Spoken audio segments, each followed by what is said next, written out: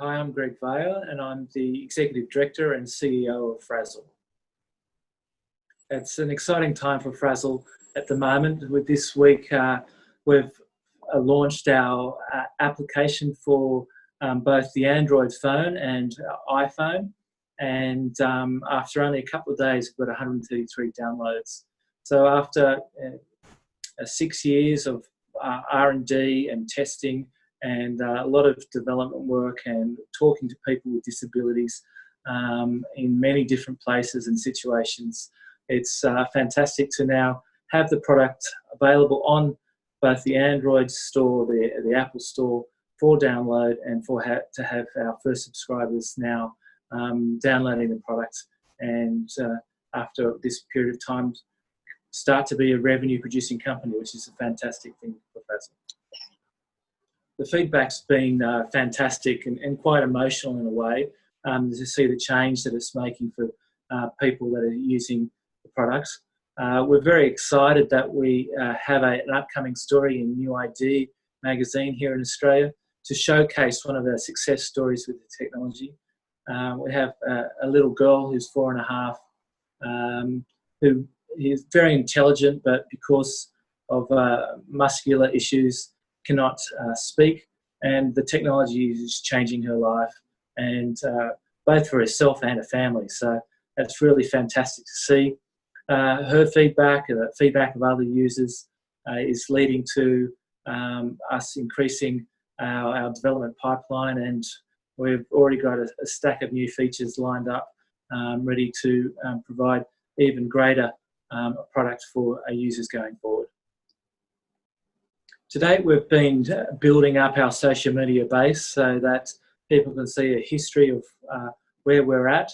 And in the short period we've been doing it, we've had a reach of just under 7 million people on Facebook, over 7 million people through Instagram. Fran Killaway, the chairman and founder of Frasil, has over 7,500 connections through LinkedIn.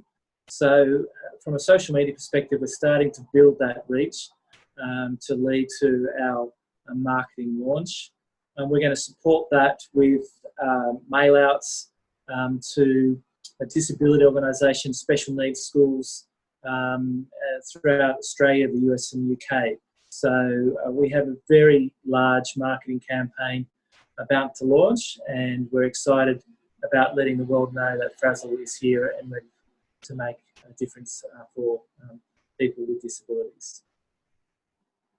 Well, that's an exciting thing for us here as well. After many years of R&D and development, we're now starting to build the team to take Frasil to market and lead towards an eventual IPO down the track. So in the last couple of weeks, we've brought on some senior managers, CFO who's commenced, and building out the executive team to deliver the product on a worldwide basis. That team is being supported by growing the internal technology team so that we're less reliant on outside consultants, and finally the social media and research teams to deal with the marketing and sales also being employed at this time. So it's a time of rapid growth for us, and we're looking forward to deliver that growth with this new team through showing the sales starting to flow through from the release of the app. Well, the disability market is a huge market and hidden from most people. You know, the headline numbers, there's over 1.3 billion people living with disabilities, and that represents 15 up to 20% of most populations. But more specific numbers, as you mentioned, with the NDIS here in Australia, there's over 400,000 people receiving specific funding. In the US, for instance, there's over 10 million people receiving disability pensions. In the UK, there's around 3 million people receiving disability pensions, and similar numbers in India. So there's a very large market of people who are receiving pensions and have funding for this type of technology. And a strong part of our marketing campaign will be reaching out to those people and letting them know that Frasil is available, and that it will make a considerable difference to their ability to communicate and to have greater choice over the things they do in their life. So our user projections, we think, are quite achievable. Our first initial target is reaching 20,000 users in the short to medium term, with the aim after 12 months to have 100,000 users. Our 5-year projection on user numbers is around 385,000 people using Frasil on a regular basis. The current revenue that's being generated through the app is providing, through the phone, a yearly subscription of to Frasil of $786. So if we get our 100,000 users after 12 months, there's allowing for $78 million roughly in revenue by the end of year one on an average basis. Obviously, we have plans to increase our revenue base with allowing for different in-app purchases and moving into other software provisions for disability organisations and so forth. So a major task for the executive team here is to grow that revenue base to reach the projections that we've made for ourselves.